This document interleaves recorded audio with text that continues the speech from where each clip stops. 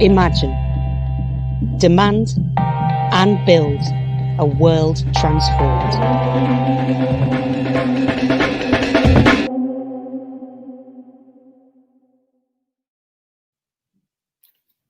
Hi, everybody. Welcome to the UK book launch of Sarah Jaffe's Work Won't Love You Back, How Devotion to Our Jobs Keeps Us Exposed, Exhausted, and Alone. My name is Josh. I'm a writer and a radio producer, and I work with Commonwealth. Commonwealth, are one of the co-hosts of the event today with The World Transformed. Thank you, everybody, for coming to this, and thank you to The World Transformed for helping to put this together and running tech on this. It's much appreciated. Today we have Sarah Jaffe, who's on screen now. We also have two speakers. We have Dalia Gebrial, who's a doctoral researcher at the London School of Economics, an associate researcher at Autonomy, and a contributing editor to Novara. They are also the co-author of the forthcoming Empire's Endgame, Racism and the British State, which is out in February from Pluto Books. And we also have Amelia Horgan, who I work alongside at Commonwealth, who is a doctoral researcher at the University of Essex, and the author of the forthcoming Pluto Press Lost in Work, Ending Capitalism, which is also going to be very good. So we have a discussion today about work and workplace democracy and this excellent new book, which is out this week, if I'm not mistaken, from Sarah. I'm really happy to, there it is. I'm really happy to be able to launch this with Sarah. I first met you, Sarah, at the Blue Post, I think, when you were in town researching for this book and doing interviews in London. It's a shame that this can't be in person, but sadly, this is all we get. We have a little virtual event. So I'm glad to have everybody Skyping in. I'm basically what we're going to do for this is Sarah's going to intro the book a little bit, and then we're going to have Q&A with Dalia, and then a Q&A between Dalia and Sarah, and then a Q&A between Amelia and Sarah. And then at the end, we have about 10-15 minutes for questions. So if people want to throw in questions into the chat, please do that. They will be taken up at the end. And yeah, I guess the last thing I'll just say is Sarah's an excellent labor reporter. She's also the author of Necessary Trouble, Americans in Revolt. And this is the second book. It's out on Hearst, and it's well worth buying if you guys want to do that. Sarah, you can go for it. Hi. Thank you all so much for being here. I'm trapped back in America, where I guess we have a new president. Although, things might be on fire in Washington while we're having this call again. I don't really know. I miss being in the UK. I miss all of these beautiful people. I was telling Josh before we went live that I was going to cry. So I'm going to try not to do that. Let me know if my eyeliner's running. I first started thinking about this book on the idea of loving your job and why that is a scam. I mean, I think I probably first started thinking about it when I first had a job, because my first job was cleaning up trash at an outdoor concert hall, and that was supposed to be real exciting for me when I was 14. But I've been chewing on the idea of the sort of development and the shift in this idea that we should love our work. Because it's actually, now we hear these conversations when you say that work isn't actually all that fulfilling. People act like you have said that, the sky is green. Yet it's actually not that long that we've been expected to love our jobs, or at least to perform loving our jobs. And so I wanted to talk about what's changed about capitalism to get us to this point, where most people on this call probably have a job in which you are required to put some emotional effort into being there. I don't know if anybody still works on an assembly line, but there's a big difference between the jobs that have gone away, right? The factory jobs, the coal mining jobs, the period of industrial labor that is mostly been chipped away at now, and the jobs that have filled in the gaps, which are mostly low-wage service jobs, despite what we've been told about the fancy, exciting knowledge economy. And even those knowledge economy jobs demand an emotional involvement from us that would have been unheard of to most people not all that long ago. So in the book, I go through the stories of 10 different workers across 4 or 5 different countries that have been organizing on the job. So it's both a case study of that particular person's type of work, whether that be paid domestic work, nonprofit or charity work, video game programming, or art or sports, and a story of how they fought to change that work. And in between the stories, I sent in a whole lot of history of the way that this work has been shaped and changed over time. And the reason that though I am not a trained historian at all, feel so insistent on talking about the history of work is to remind us all that it has been different in the past and it can be different again in the future. And yeah, the last thing I'll say about the book is I sort of divided it into 2 sections. One is work that is based in the unpaid work that women are supposed to do in the home for free. And the second half is based in the narrative around art and creative work. And from those 2 stories, I watch the way that these narratives have wended their way through all different types of work that we're expected to do now. So I'm tired of talking about my book already, but I've got quite a lot more of it to do. So I'm going to let somebody ask me questions so I can stop rambling. Yeah, great. Let's go to Dalia to ask a little bit of a little Q&A section. Yeah, hi. Hi, everyone. I'm so thrilled to be just like involved and, here to talk to you, Sarah, because you are like, one of the most incredible reporters on labor and work out there. And especially at a time when a lot of labor journalism as a trade is kind of not as much of a thing anymore. And the people who do try and report on work and trade unions do a terrible job of it. So it's really exciting to have you here now. And for us to have this conversation.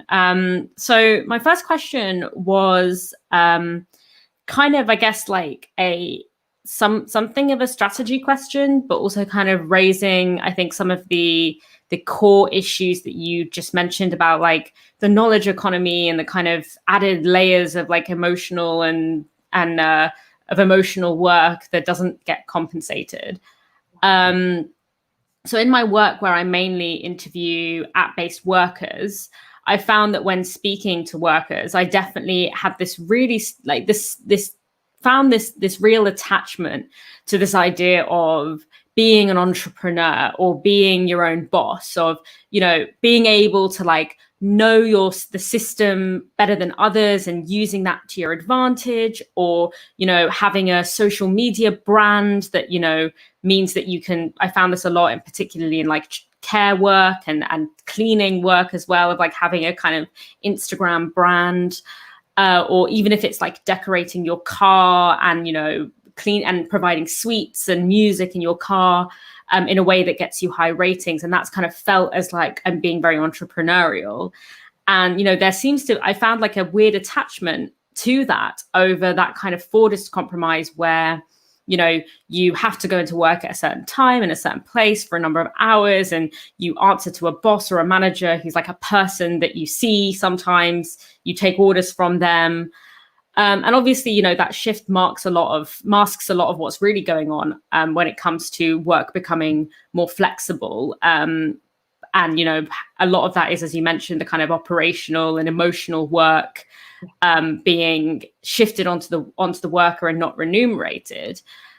But I guess like my question is like, what do you think that we do with that attachment to kind of self-styled entrepreneurship and people increasingly who definitely are workers, not conceiving of themselves as workers, but conceiving of themselves as entrepreneurs and their own boss? And the fact that for many, going back to that kind of Fordist compromise where, you have security is not desirable because it meant having to, be told what to do by a person that you hate.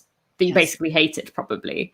So I wonder if you came across that and what you think we kind of do with that as people who recognize, as you say, that loving your work is a scam in many ways. Yeah, I find this a really fascinating question. So thank you so much for answering it. The first thing that I'll say is something that I stole from economist Richard Wolff, who says, when his students would say this, that they don't want to have a boss, so they're going to be an entrepreneur, they're going to be a small business person. He's like, cool, so great, so we agree that bosses suck, right? We agree that bosses are bad, that not wanting to have a boss is like an eminently reasonable desire. Like my father was like this. Right? My father was a Jewish second generation immigrant, small business owner, and for him it was a good 50% that nobody would hire you because you were Jewish, and then, well, I don't want to have a boss anyway, so I'm going to work for myself. And I think that's super real. Like having a boss is terrible. I'm a freelancer. I like not having a boss. It's great. What's not great is, especially because I'm an American, like I also have really lousy health insurance because I don't have a job. I don't know how much money I'm going to make every month. And so I think that one of the things that's been really important to think about when we talk about like gig worker organizing. I just did an episode of my podcast last week on California's Proposition 22, which sort of locks in second-class status for gig economy workers. And, the thing about it is that, everybody, Uber and company will all say, well, the workers love the flexibility. The workers love the flexibility. And the response from the organizing drivers is like, well, we want to keep the flexibility, but like y'all are still bosses. Like just because I can theoretically turn the app on at any time doesn't mean that Uber doesn't get to decide which rides I get shown, what fares I charge, what percentage of the tip I keep, like all of those things. And so you still have a boss, right? If you're working for Uber, I still have a boss when I'm writing for a magazine. I just have a lot of different bosses. And, when you have a boss at Uber, you just can't see them. I was just reading an article at the New Republic on the sort of submerged boss phenomenon. And so I think it's important to recognize that the desire to not have a boss comes from like actual demands of workers who have been making demands for autonomy on the job for a million years, or it feels like that. And also that like capital is very good at taking the demands of workers and synthesizing those back into the next iteration of capital. So I in the introduction to this book, I draw on Luke Boltanski and Eve Capello's The New Spirit of Capitalism, where they argue that the critiques that people were making in the 1960s and 1970s of the kind of work that existed, which at the time, was factory work.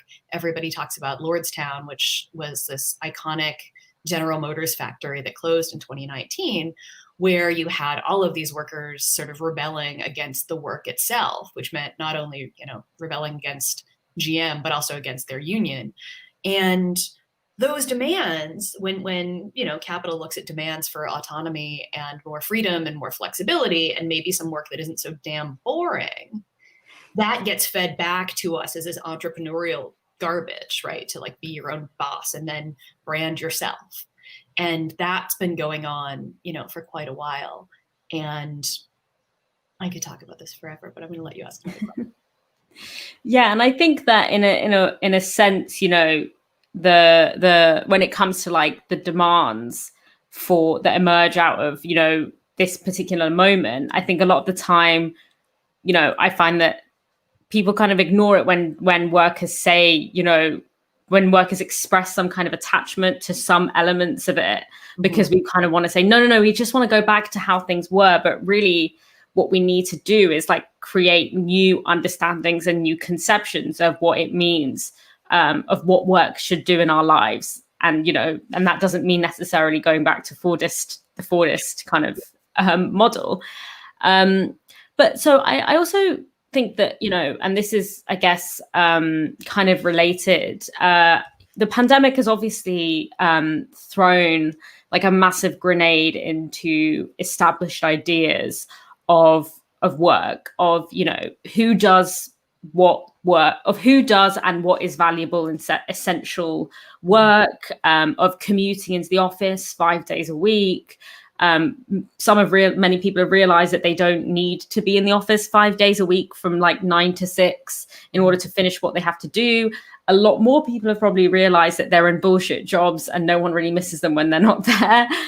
And, you know, many people have had to spent a lot more time doing things other than work, you know, whether that's developing hobbies or like spending time with people. And a lot of people have probably found that quite difficult. And, you know, the notion of the proletariat or of working people not going into work and being paid to not go into work was sort of so disgusting to the ruling classes that they've literally let like 100,000 people die in order to not have that be something that happens for a long enough time for people to get used to it. I think Ian Duncan Smith, even like the first thing he sort of said at the beginning of this pandemic was that like we shouldn't go on to furlough because it will disincentivize people to work. So this idea that people will somehow break their attachment to like work as the thing that gives them inherent value as a person might be broken down, and that is not worth, you know, that not conceding on that is worth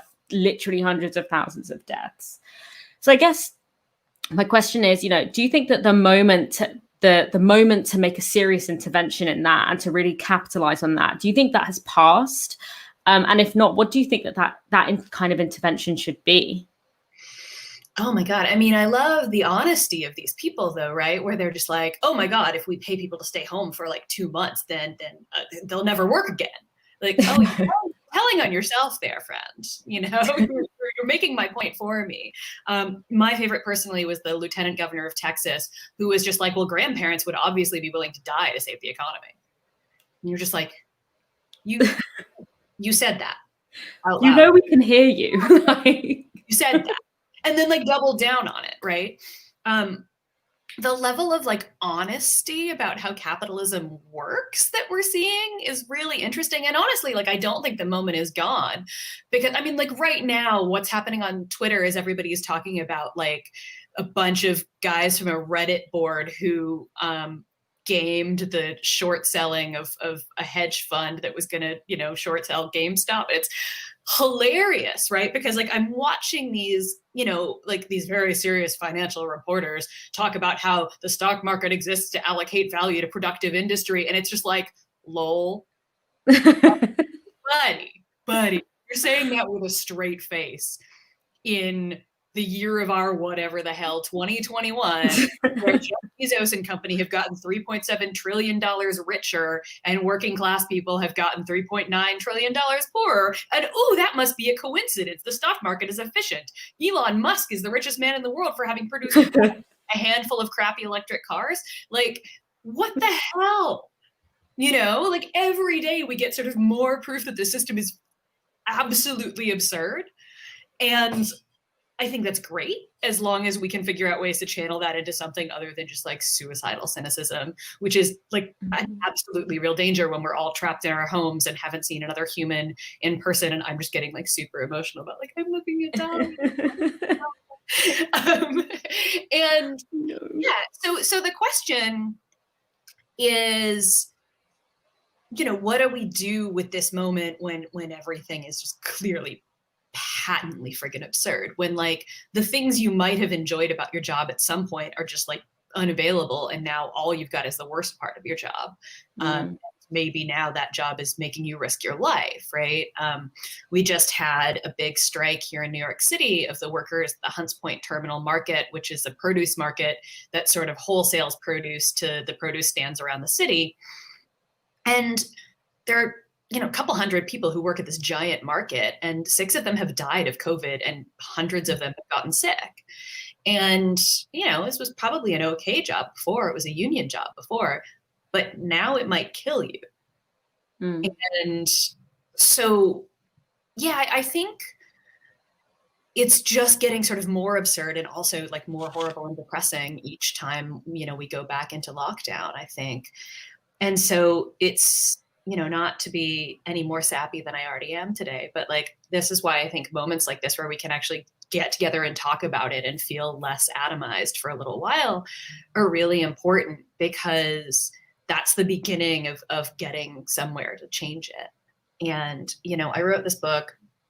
I finished my first complete draft of it in London at the end of last February, and then flew back to the US and basically straight into lockdown 1, and had to re-interview all of my interview subjects about how their work life had changed under COVID. And it was just like, everybody's shit has gotten worse. And it's only gotten worse since, last April when I was doing those re-interviews. So I think there's just a fantastic opportunity to talk about this stuff now, but like also, 100,000 dead in the UK, 400 and something thousand dead in the US. Like, the pressure is also real. I don't want to be just like, oh, it's a great opportunity to like, prove myself right. Like, people are dying, and we've been right about how like absolutely just like murderous the system is, which means the need to stop it is that much more intense. And I wonder if and I don't know if this has been the case in the US, but I've noticed definitely in the UK, like there's this kind of, so I feel like a lot of trade, like the strategies of the really big trade unions up until now has always been this idea of like, oh, like we never want to go on strike. Like we want to work. That's what we want. We want more jobs. We want and that like going on strike is like this kind of very like thing that we do not willingly. And, we don't want to ever have to be put in that position. And then you have this situation where a couple of unions that did go out on a limb and say, actually, what we're fighting for is to not go to work. And what comes to mind there is the Fire Brigades Union, although they were fighting for a particular thing in that they had been working under a particular system, and then the government wanted to scrap that system. And then you have the NEU, who did a fantastic job and obviously got completely demonized in the media. Do you think that there's something in there about how, with the exception of those two sectors, this kind of internalization of, oh, we always want to go to work and we always want to demand more jobs, and that being kind of like the circumscribed imagination of how unions fight in labor struggles? Right. Do you think that that has also kind of contributed to the fact that in this particular moment, we almost don't know, we haven't got the organization to fight for something that this actually provides a once in a generation opportunity to fight for? Yeah. My friend Joshua Clover in his book, Riot, Strike, Riot, calls it the Affirmation Trap, right? Which is like the shift from unions who used to go on strike. I mean, they were going on strike just to force people to recognize the union at all. And then, for however many 100 years, the biggest demand of the labor movement was always shorter hours. It was always less work. Right. And so what happened as deindustrialization begins, then you're fighting to keep your jobs, and sort of going on strike to keep your job is a contradiction in terms. And we saw this even last year or 2 years ago, 2019 anyway. In the US, we had General Motors went on strike. And one of the things they were trying, or the workers at General Motors went on strike against General Motors. One of the things they were trying to do was keep a couple of plants that the company was closing down, including Lordstown, open. But it turns out you can't refuse to work in order to keep your job working. Like, that just doesn't work because the company already wants to close the plant and ship the jobs overseas, or get robots. So you end up with this thing that Joshua called the affirmation trap, which is like unions are stuck in the position of affirming their desire to work. We want the jobs. We want the jobs in this country. We want and that actually really does throw a wrench into labor's most powerful tactic, which is the strike. So it turns out now, though, the strike is perfect. Like at the beginning of lockdown, I was saying like the sick out is just the absolute perfect tactic for right now. Like, what are you going to do? Say, come to work. Sorry, got a cough, can't come in. Especially when, it's still really hard to get tested here. I don't know if it's gotten any easier in the UK, but like it's still next to impossible to get tested for COVID quickly and to get your results back quickly. So like, we're sick, can't come to work. And I think it's a powerful moment to sort of realign with that original demand of the labor movement, which is less work. And even when, hopefully at some freaking point, the pandemic is gone or managed or under more control than it is right now, and it's safer to go back into these situations, we're still going to have high unemployment. We're still going to have a looming climate catastrophe that necessitates we work less because we produce too much garbage and we're setting the planet on fire. So we have to actually like take these things seriously as demands that would, among other things, like distribute the existing work more fairly so that we don't have some people who are working an astronomical amount of hours and other people who are stuck on 0 hours contracts, you know, wondering if they're going to be able to pay the rent. And then, yeah, it's just like, it's much easier to use the most powerful things that labor can do to demand to stop work than it is to use them to somehow try to demand more work. Yeah, and I think also like one thing that I thought you touched on really well in your book, but I thought you might want to talk about it here as well, is sort of the ways in which a lot of the issues that you identify in your book, and obviously, you know, these concepts like emotional labor are derived from like feminist theories of work. And kind of this idea of what is and is not considered work within work. So how did you find that those issues were experienced either differently or similarly, or whether that's been converged across work sectors that are racialized and gendered in different ways as well? Yeah, I mean, my book was born on the same day as Angela Davis, it turns out. I was very excited when I opened Twitter yesterday. People were like, it's Angela Davis's birthday. And I was like, it's my book's birthday too, because like Aquarius queens. I know, because like the very last citation in this book is actually from Angela Davis, and it's just deeply indebted to thinkers like her who have always sort of understood the way race and gender produce class, and the way that different kinds of work produce different kinds of subjects, and the way that those in turn then continue to produce back like race and gender. So one of the chapters in the book is about paid domestic work, paid cleaning, caretaking, all of this.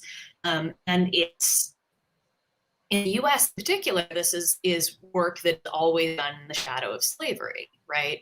That Black women did domestic work and farm work under a system where they were not given any choice in the matter and were, you know, horribly abused and raped and when the system of slavery ends, the new system of Jim Crow, of white supremacy 2.0, you know, sort of rallies to make sure that they are still kept in those particular kinds of servitude.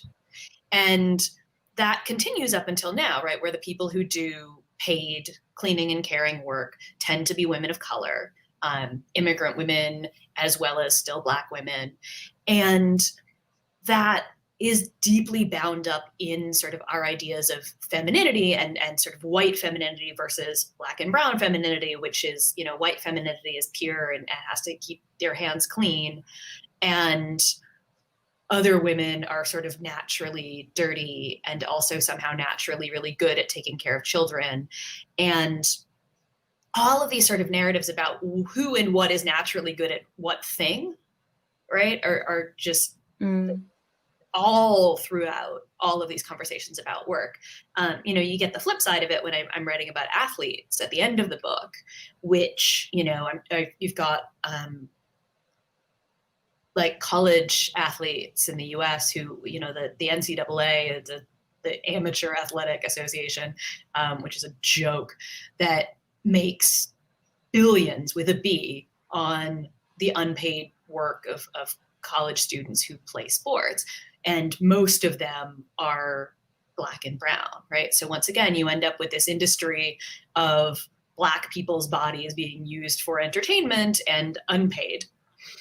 And like, there's a reason that people have compared the system, including the athletes themselves, who are talking about like going in and like literally sort of being poked at and prodded by like pro scouts, you know, and this guy is just like, this is like being on the auction block, you know? This reminds me of what I learned about in my history classes.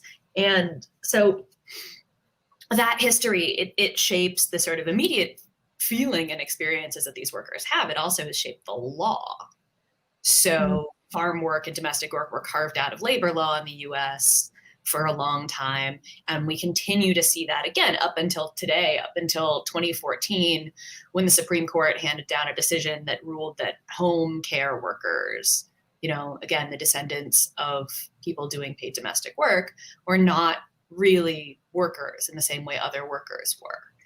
And that's, written by right-wing Supreme Court appointees. And it's just, that legacy, they don't say anymore, well, these are Black women, so we don't need to pay them really. But they still come up with some interesting narrative about how they're not real workers and therefore don't really need to get paid.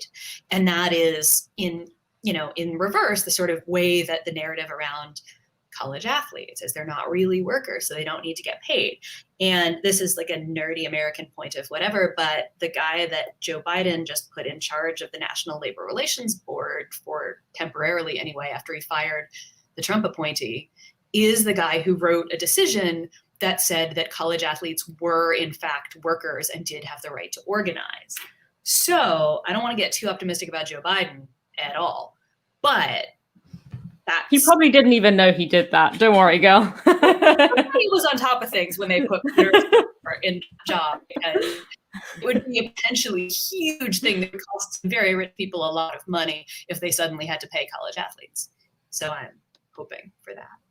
And I wonder if also, I think that and this is again being biased in my own work, but kind of this introduction of just everyone being rated, and people who had done, if you take again minicab driving, well, minicab driving or taxi driving is always involved a level of conversation and kind of and all of that kind of work.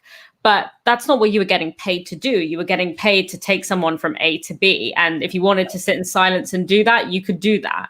Whereas this kind of new, and this is something that's also being experienced by fractional academic staff, of, being constantly rated and being constantly monitored, which is demanding again that layer of work that is not considered work, which is something that has its legacies in those racial and gendered histories that you talk about, but is increasingly affecting all workers as well. Yeah. And I think that that's a really interesting point that your book kind of really raises, and especially that case about the college athletes is also really, really fascinating. So my last question before I give the floor to Amelia is, I talked about you being one of the best labor journalists out there. I'm sure that you did loads and loads of field work and research and stuff to cram into this book. But what didn't make it into the book that you still want people to know about, or that you wish you could have put in? I have 20 chapters for this book that I didn't get to write.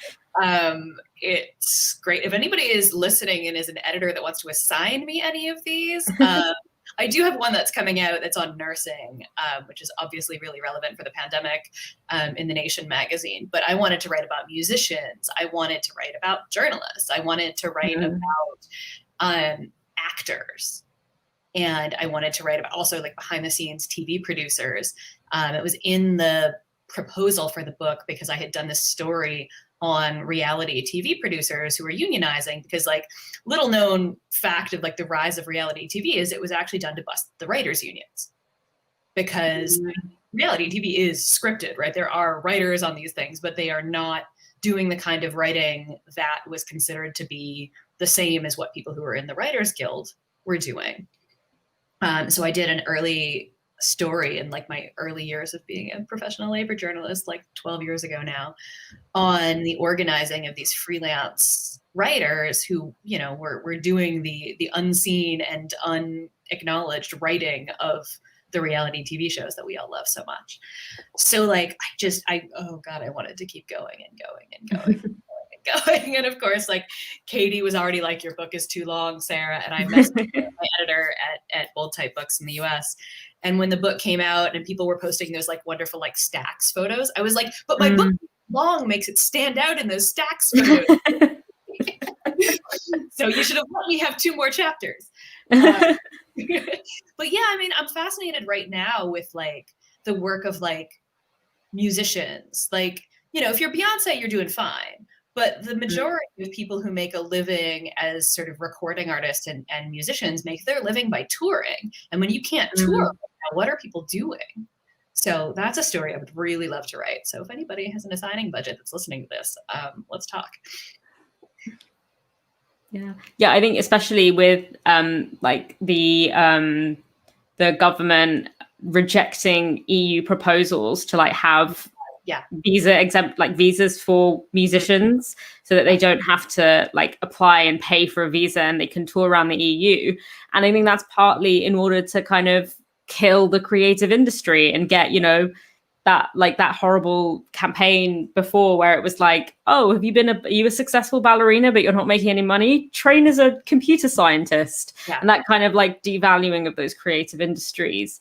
I think definitely coding, right? Like the constant like learn to code is just so that exactly, right? Like that's what they want. They don't want you to make, you know, they don't want the coders to continue to be a high paid or industry. They want that to be cheaper.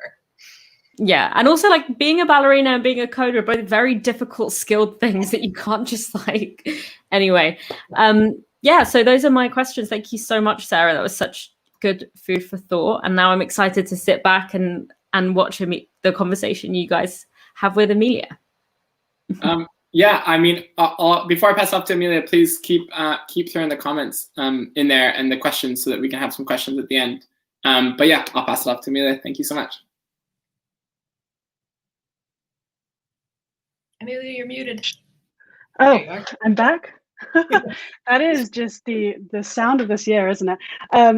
I think that was so fascinating. I feel like every time I listen to either of you, both of you, I've learned so much. I've taken like a whole page of notes. But this is so exciting, this book.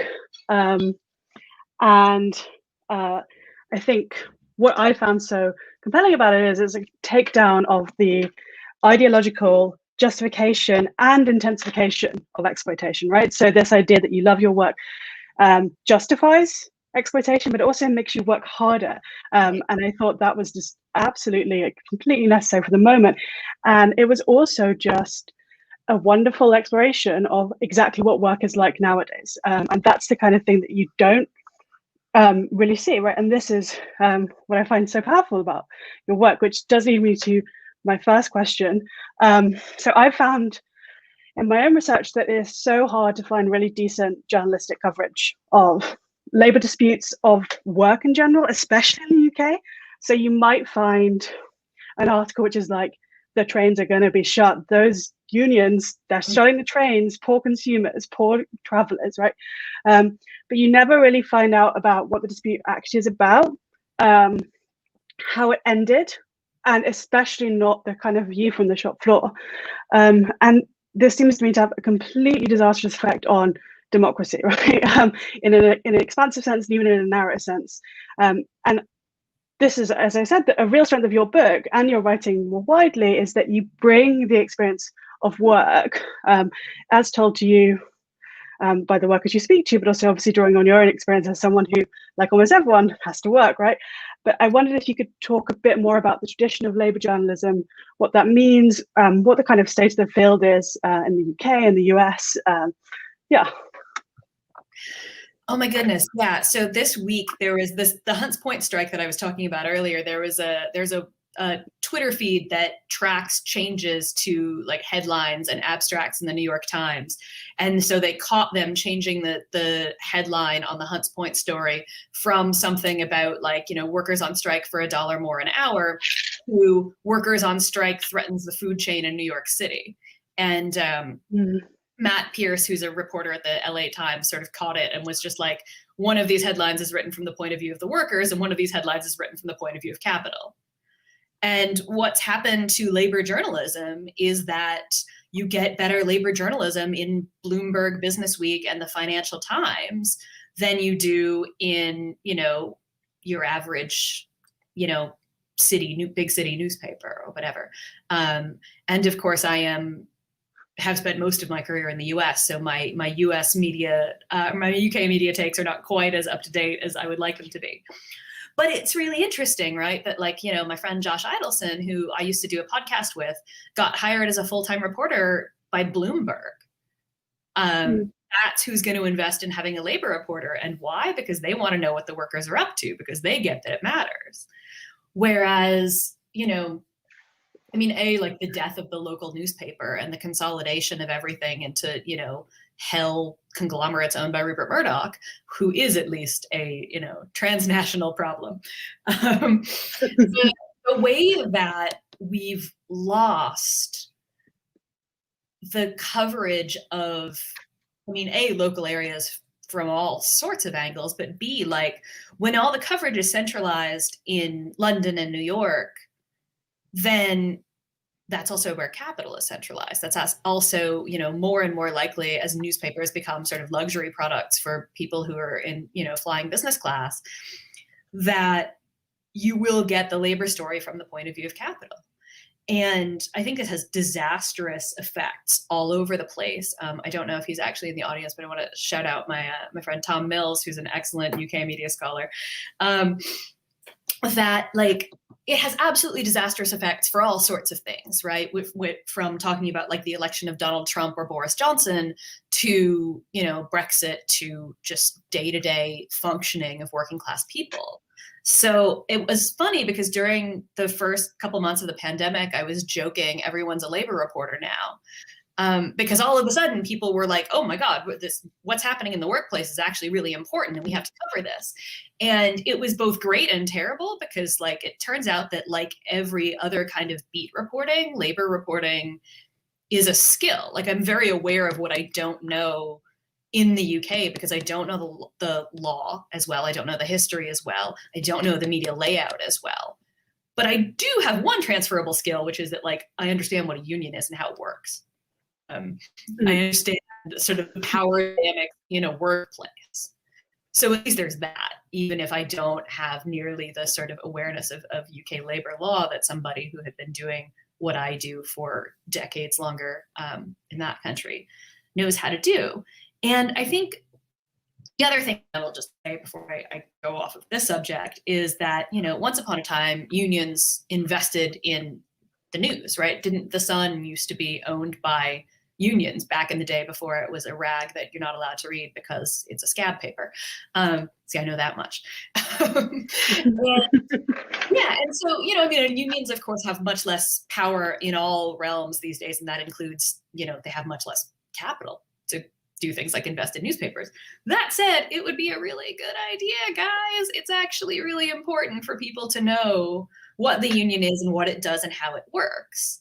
Because, now what we end up with a lot of the time is this sort of like generalized admonishment to like join a union, as if it's like an individual thing, like donating to charity every month, as opposed to the union is the thing that allows you to get together with your fellow workers and change things. And it's actually been kind of funny because like the reception of this book so far, it's only been out for, a day and a half, has been really good. But a lot of people are just like, but what do we do? And I'm like, join a union. And they're like, but, and I'm like, no, that's what we do. Overthrow the capitalist mode of production also. But like first step to that, organizing your workplace. Yeah, join your union and get involved, right? And that's the second step that that when it becomes kind of memeified gets forgotten about. I think this is such a sappy question, so I apologize in advance for just how sentimental this is, but one thing that I think comes across so strongly is that there is an implicit and explicit critique of the way that love functions under capitalism in your book, and I think that's again one of the real strengths of it. So the question I have for you now is, it seems like capitalism kind of cannibalizes our desires, making us work with them and for them and putting themselves to work. One thing that you do so strikingly is to go beyond this question of individual fulfillment, subjective feelings about something, and think about the question of how our desires are conditioned by and made useful to capitalism. So here comes the sappy bit. How would love, desire, and sociability change in another kind of society, a non-capitalist society? How would we love under communism, I guess? this is when I started happy again, which is true. Like the ending of my book is just like, I'm such a sap. And I was just like literally writing it with like tears streaming down my face. I'm absolutely a sucker. I used to joke with a friend that like all communists are romantics. It's true. And I think one of the things that has been really useful, and, you know, I always go back to good old Maggie Thatcher here. You know, she understood when she said there is no such thing as society, that this was an aspirational project that she was aiming to do. And that like, it's not an accident that she said there are individual men and women and there are families, because the strain that gets put on the family when it becomes, you know, as Kathy Weeks calls it, like an individualized, privatized economic unit is immense, and it's terrible. And like, it's just, you know, when we talk about sort of work-life balance, what that usually means is like, you know, you have your job and then you go home and take care of your kids. And I do not have kids, but like, I imagine that there are all sorts of better ways to relate to one's kids too.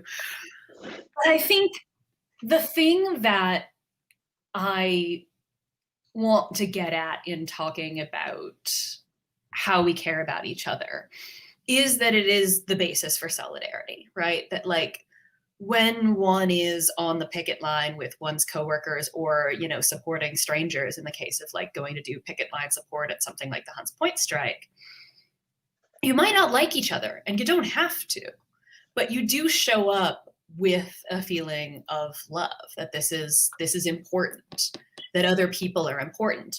And it is precisely a system that does not value that, because it does not know how to put a price tag on it, that lets 100,000 people die of COVID, right? Or 400,000 people die of COVID in this country. So I think it's absolutely imperative to sort of take back this emotional investment from work, which is, after all, just like an emotional investment in someone else's capital accumulation, which, like, what the hell? And actually put it back on people. It should be absolutely tragic that one person died of COVID, let alone 100,000 people died of COVID. And to actually like build a society that would not allow for those people to die,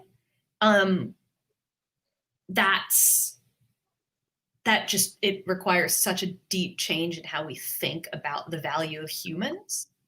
You know, back to my buddy, the Lieutenant Governor of Texas, saying like grandma and grandpa would be happy to die so there could be an economy for their kids. It's like, y'all won't like stop driving SUVs to save the planet, but you think grandma should die of a horrible death of COVID so that, you know, Jimmy can continue to work at McDonald's? Like, what the hell? You know? And so I don't know. I think it's been brought home very intensely for me. This is the part where I really will cry, because I've been alone for a lot of the pandemic, and I have like literally, you know, been in this apartment or another one that looks like it by myself a lot. And so I think a lot about what I'm missing, and it ain't work, you know, but I miss my friends. I miss being in a political community. That means a lot to me. And it means a lot to me to be doing this, you know, across an ocean right now with all of you, because you guys are my political community, as much more lately than anything in the US. So that's just like my being a little, and I absolutely think that that's just fundamentally super important. Like, I don't know what it would look like. I love the line from Silvia Federici that I quote in this chapter, where she says, you know, it's a line from the Wages Against Housework is the title of the piece. And she says, we want to call work what is work in order that we might discover what is love. And like, yeah, on some level, I think there's just depths of things that we have never been able to discover because we're too busy friggin' working all the time. There's a whole intensity of emotions that is just kind of kept from us, of sociability, of new forms of being and relating to each other. I think the point you made about solidarity and community there, and stepping into political community and putting aside those individual feelings about people is so important, and something that that has been so hard in the pandemic because everyone's been kind of stuck in their rooms or in really dangerous conditions, and everyone is exhausted and frayed, and that ability to feel part of a movement seems, a moment seems to kind of recede, and just reminding ourselves of that kind of the transformative power of solidarity in a way, the ability to step outside of yourself and above yourself and into this thing that you're brought to with care and love is such a transformative experience, and perhaps even hints at what those other ways of being might look like. And again, the point you made about the Thatcher line is that bit is that's where people always stop. They forget that she says, and there are families, right? And that is so. That she's doing a lot with that line is doing a lot of work, right? She's not just saying that it's not just, we're not just individuals, we're individuals who do our jobs, accumulate as much kind of capital as possible, and then go home to our families, right? And that is such an ideological invocation of the family. I guess another question, and I think this is related to something Dalia touched on earlier. How do we take the insight of the scam of loving work, and how do we bring that into our union organizing? How do we think about that? How do we kind of denaturalize that love? I mean, obviously one step is just to be like, read this, but how do we have those conversations with that colleague who is like, no, I love my job, like I love it, I love doing this is my life? Or the kind of pathological types, the workaholics, the people for whom work is their thing. Like, what do we do when we're confronted with those kind of people tactically? I was talking to somebody a few days ago about this, and they said something about like consciousness raising. And I was like, yes, we need to do consciousness raising groups around this book, of which, the idea of which I'm indebted to Mark Fisher for bringing that back, and Keir Milburn and Jeremy Gilbert and the others who talk about that. I would love to figure out how to do like Work Won't Love You Back consciousness raising groups. So if anybody wants to think about that one, get at me. But I think sort of like the, I love being my own boss thing. The thing that I often ask people is sort of picking it apart, right? Like, what is it that you love? What is it that we miss? What meaning are we looking for? I did a lot of stories on plants closing. I talked about Lordstown earlier. I also went to Indiana to the Carrier plant that Donald Trump had made a big deal about during his first presidential campaign.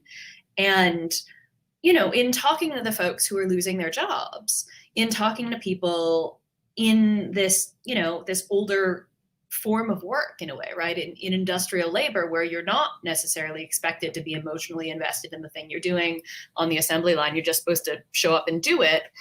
And they were grieving, and spoiler alert, this is like the next book project that I'm working on. They were grieving something, right? And it was very, very real and painful. And the word grief was used many times in these conversations.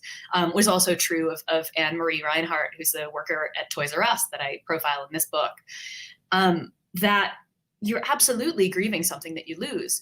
But what is that actually? What is it that we're grieving? And I found it really interesting to sort of spend time with people and talk about what is it actually that we're losing? What is the story that is being told? I think particularly with the industrial work, the question of sort of losing a certain idea of masculinity is really invested in there, that this is something I have been poking at for a while and plan on poking at a lot more. But also, we are told so many times over and over and over again that we are worthless if we don't have a job, right? That Ian Duncan Smith and company want to make sure we know that we're worthless if we don't have a job, that in fact they would rather let us die than let us not work.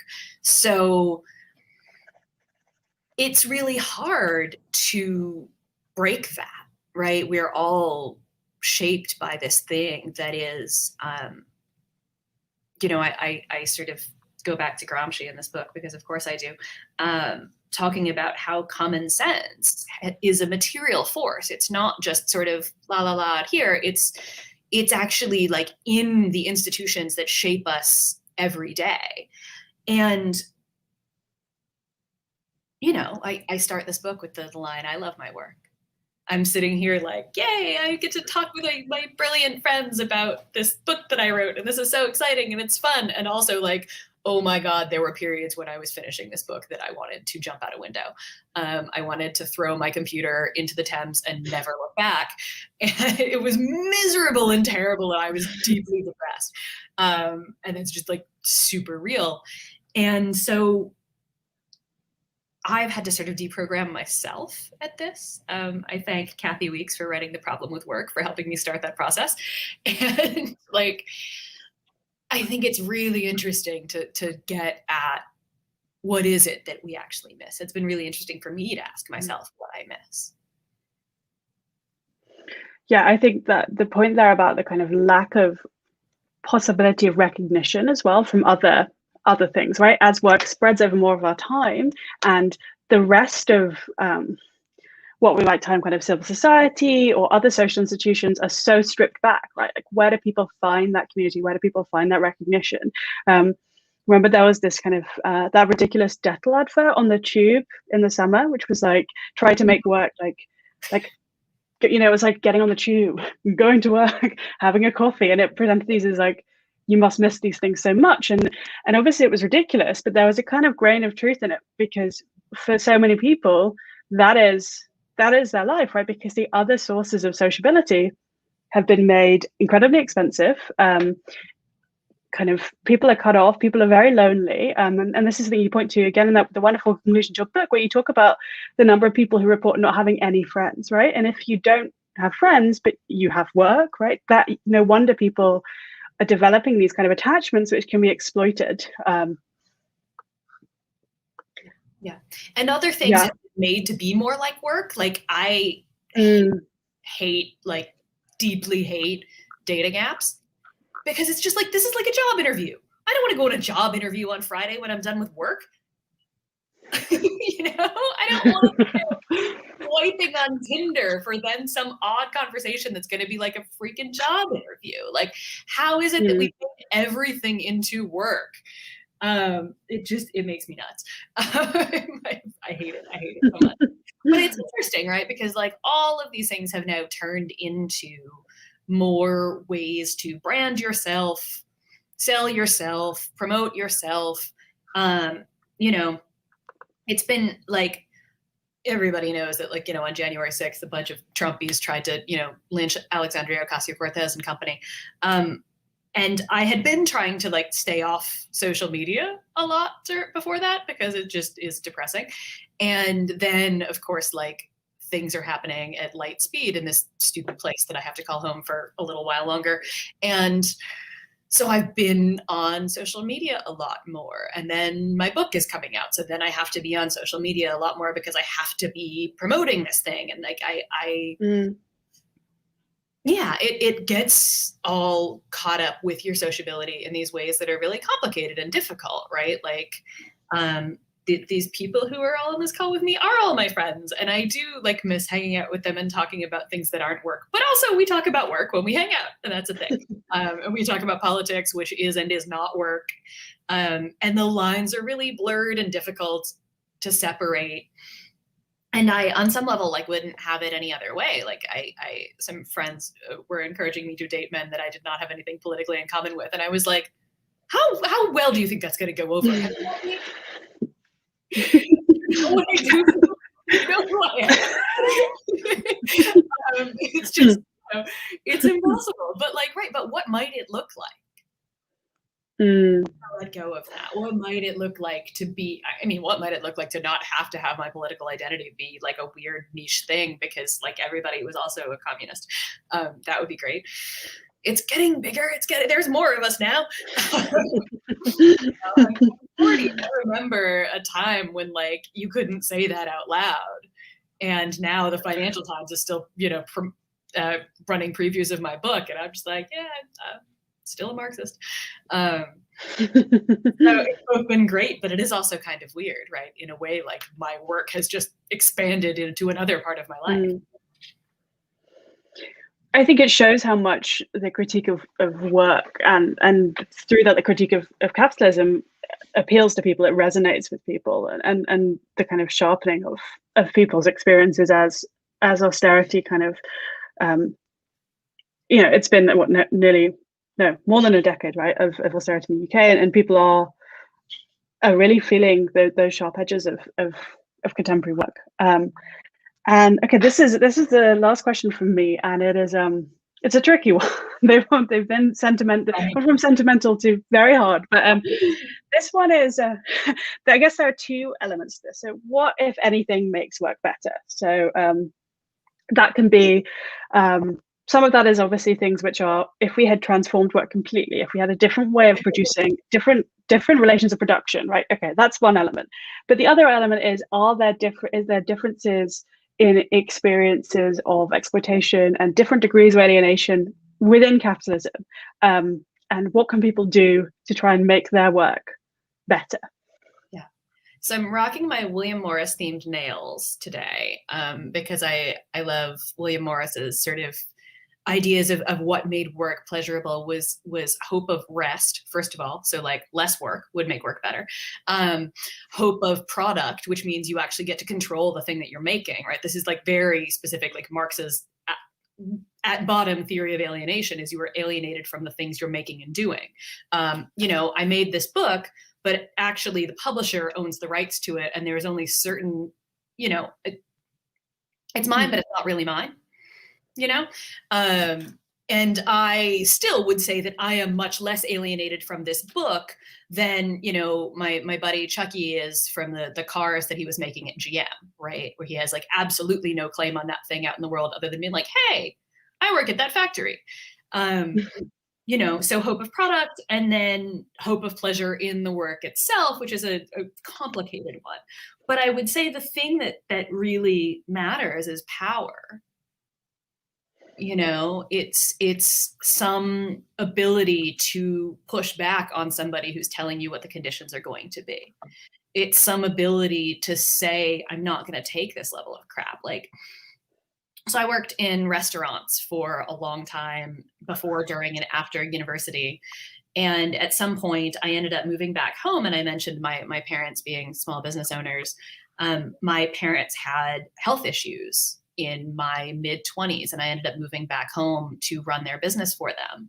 And I was still doing sort of customer service, direct interaction work. People were still jerks. But there I was the boss. And if somebody was really a jerk to me, I could tell them to eat shit and leave. And I could not do that when I worked in the restaurant. And so that was better for my mental health, just that I could tell somebody no. And I feel the same way about being a freelance journalist, is that like I am less financially secure, which I think would make my life a lot better if I was more so. But when I was working at a place where I had a boss, and I had a very, very, very abusive boss at one of these places, you may have heard about him on This American Life. And when I was working there, if I wanted to write something and he disagreed with me that it was important, then I couldn't write it. Now, if I want to write something and I pitch it to one editor and they say no, I take it somewhere else and I write what I want to write. And if somebody comes to me and says, do you want to write this story for us? I can say no. And so those kinds of things, even though they are only partial and we still need to overthrow the capitalist mode of production, I think they are some of the things that make it a little bit better. And all of that, comes with power. In my case, it comes with sort of a more organized industry. Like there have just been more union drives and more organizing going on in journalism over the last 5 years or so. And that has made working conditions in the industry better. And also because I have a level of name recognition now that I didn't have 10 years ago, that gives me some individual level bargaining power. So all of these things, I still think just the question just comes down to how much power we have at work. And power kind of, as you said, to say no and over tasks, right? So the ability to do things in the order and the way in which you want to do them. And the ability to say, no, my contract says this time and you're not making me work until this time. And if you do, I'm talking to my rep. These things are all absolutely crucial. I think it is time for us to do Q&As from the audience. That was, as always, a really enriching and fascinating conversation. Thank you so much for that, Sarah. I'm so excited about your book. It's going to change a lot of people's lives. I hope so. Great.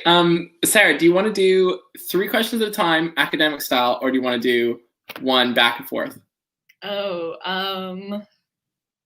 It's up to you. You're in charge. All right. Let's just do back and forth. First question, picking at random, which work-related demands should the left focus on under Biden? Where is his administration most likely to concede to pressure? Oh my goodness. I mean, I already mentioned like one good thing that he's done. So I'm actually shocked that I have one good thing to say this early in the administration. It's only been a week.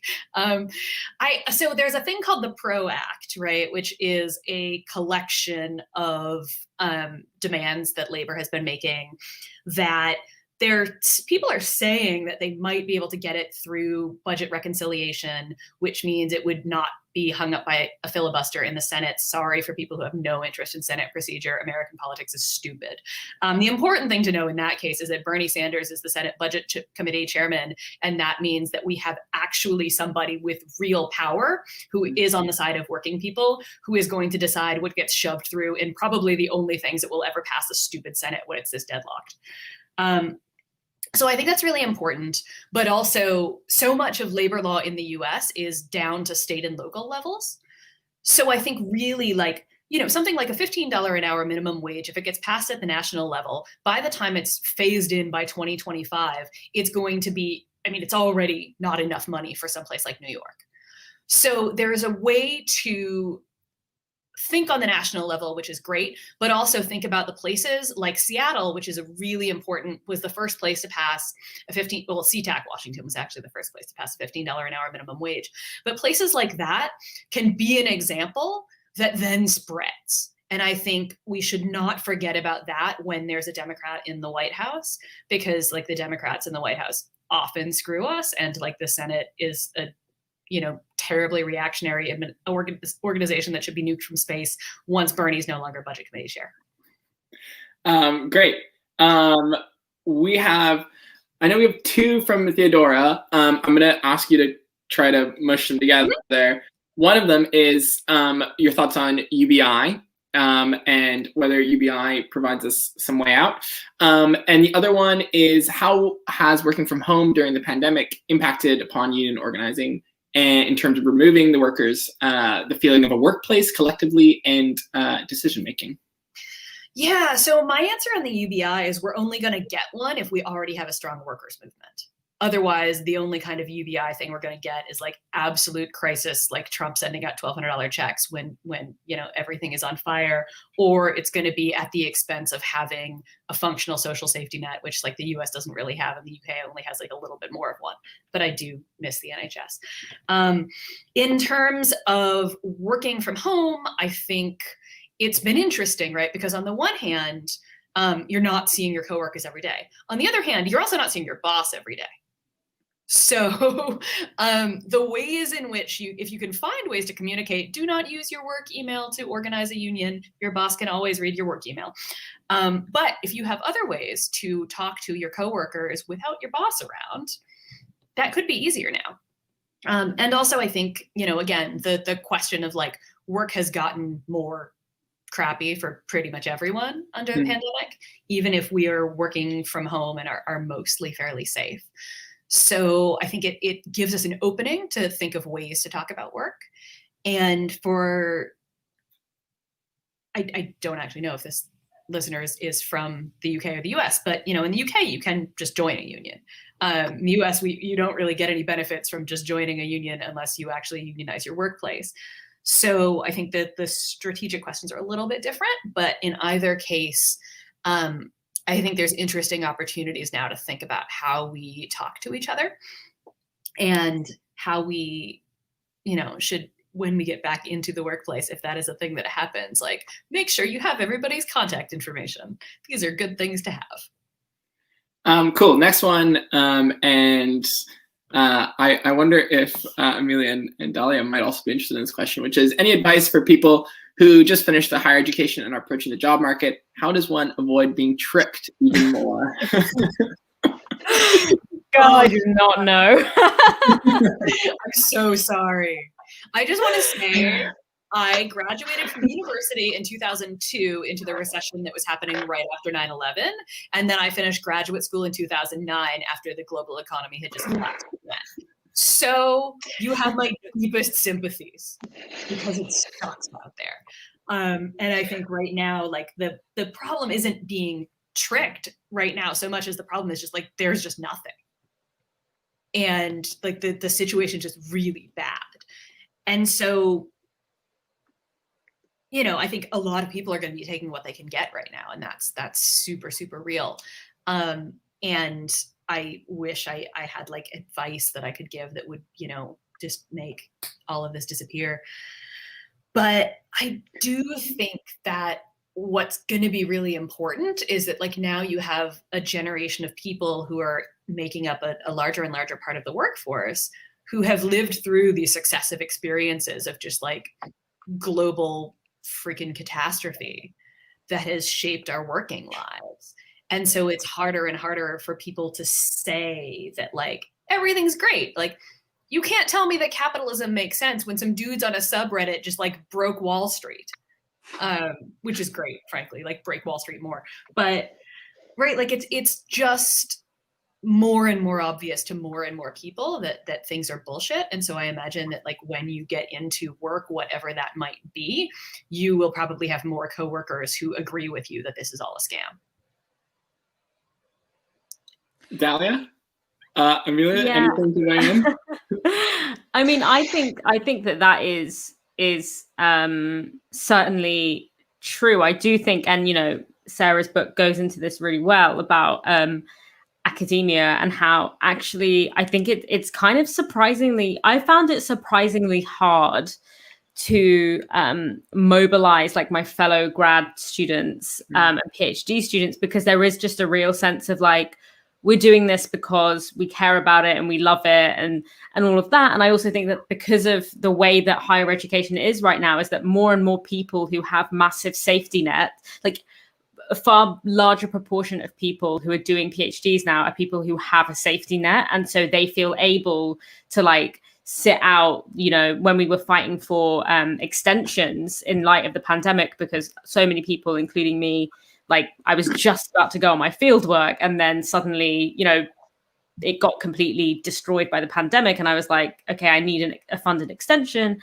And getting people to get on board to fight for that was kind of hard. A lot of people felt, you know, we don't want to look like we're money grubbing and stuff like that. And I was just like, I am 100% a money grubber. That's like the reason of my life.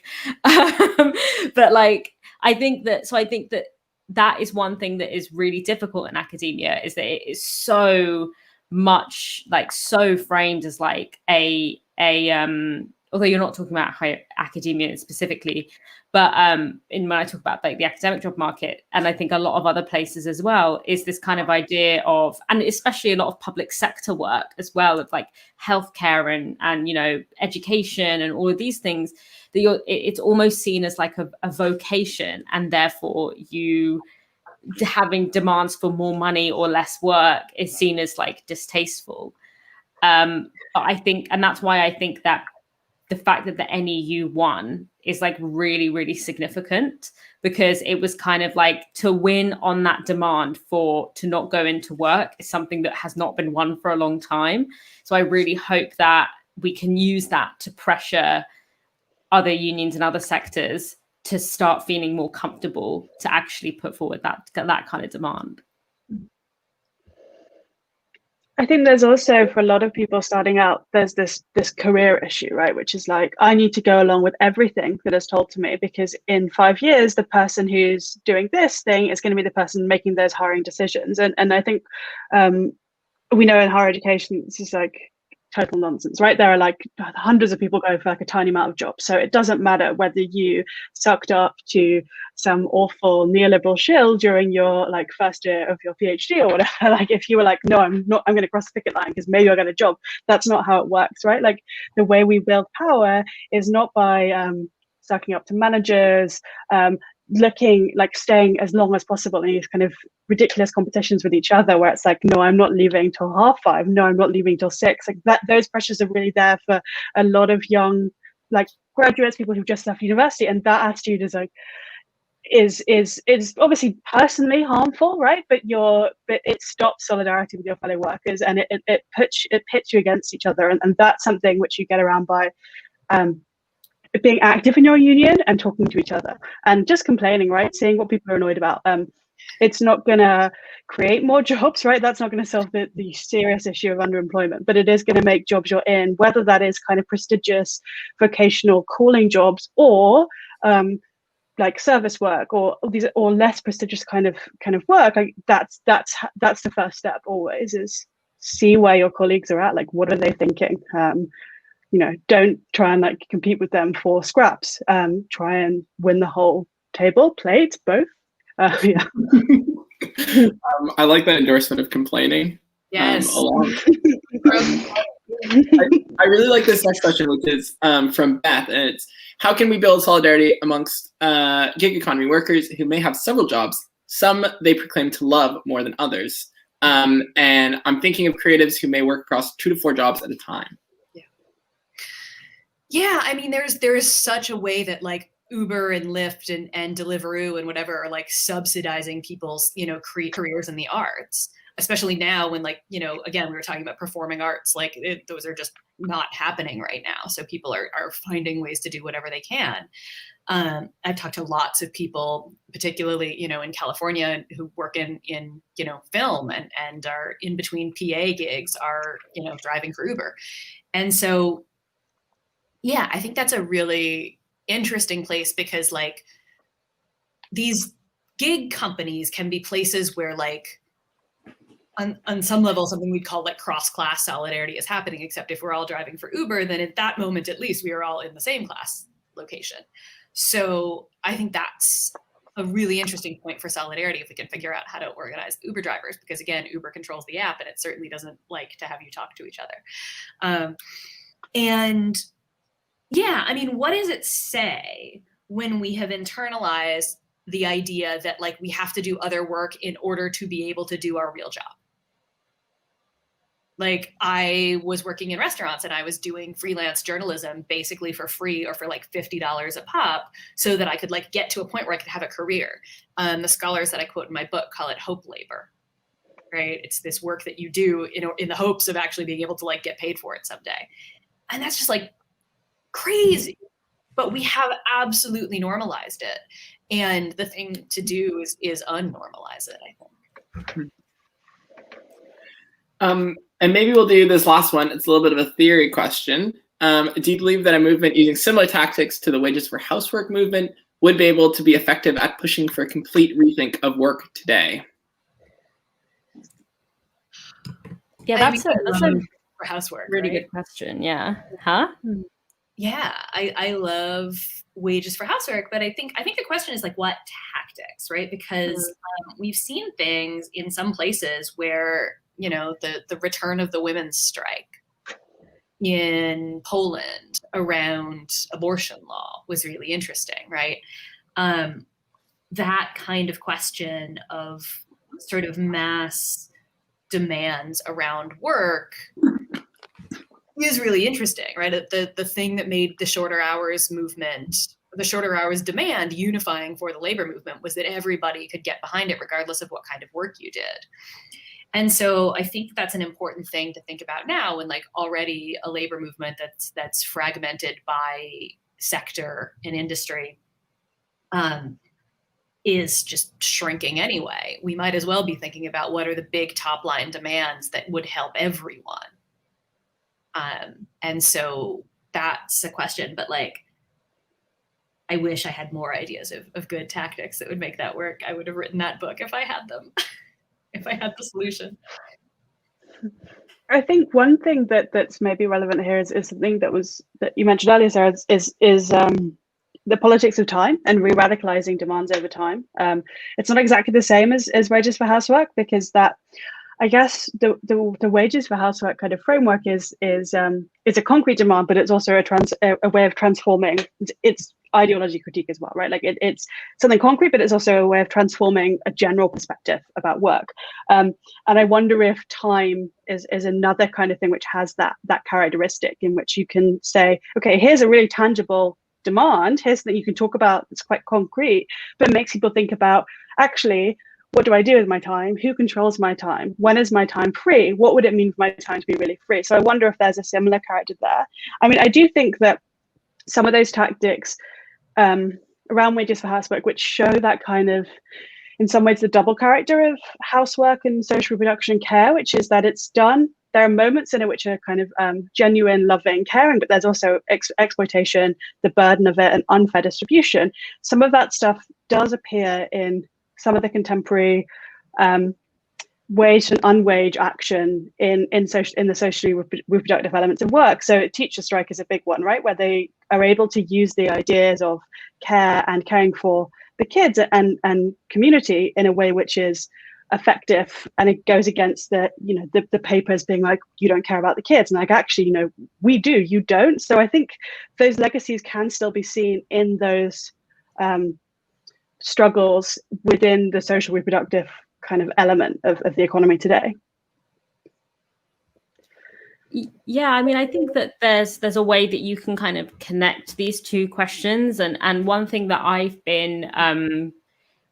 think is a big thing that the union movement and socialist strategy in general has needs to grapple with, is this idea that a lot of the categories that have been taken for granted as kind of stable categories are becoming very unstable.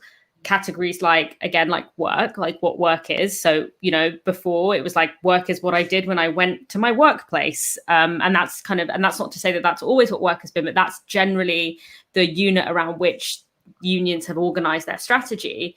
It's what I do from this hour to this hour. Now, for a lot of people, your work is in your home and it's in your phone, and it's, that kind of presence bleed has happened. Categories around what counts as working time, what is work, what is the workplace, and also the worker. That comes from, people not being workers, but being entrepreneurs, being their own boss, being whatever. And I think that those categories are becoming very unstable, but for a lot of people, they have always been unstable. That kind of job, that thing we talk about, at one point, work was, the sort of Fordist model where you went to work and your workplace was like a circumscribed space. That's a model of work that has only ever existed for a very tiny group of people in a very historically specific time. And so I think the good thing that we have is that we're not starting from scratch. Feminist scholarship, disability studies scholarship, these are all movements and scholarships that have dealt with this question of what it means to be considered valuable and not valuable, productive and not productive, worthy and unworthy, and what are productive and unproductive ways to spend your time. So I think that more crossover between that scholarship that, and the scholarship on work is really necessary now, because now those categories are unstable for all of us.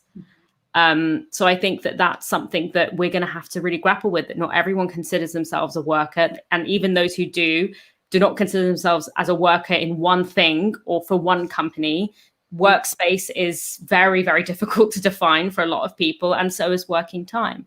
So all of these categories are very difficult now, and so we need to really think about what our strategy can be now that those are kind of dissipating. Great. I mean, Sarah, any last kind of thoughts or comments before we wrap up? That's my last words. Soon we will be united. The book about work won't love you back, but other people will, and these are my people, and I miss your faces. Thank you so much. Thank you for doing this, and thank you to Amelia and Dalia and to the World Transform for this. Thank you so much, guys. Have a good night. Thanks for having me. Bye. Thank you so much. Bye, everyone.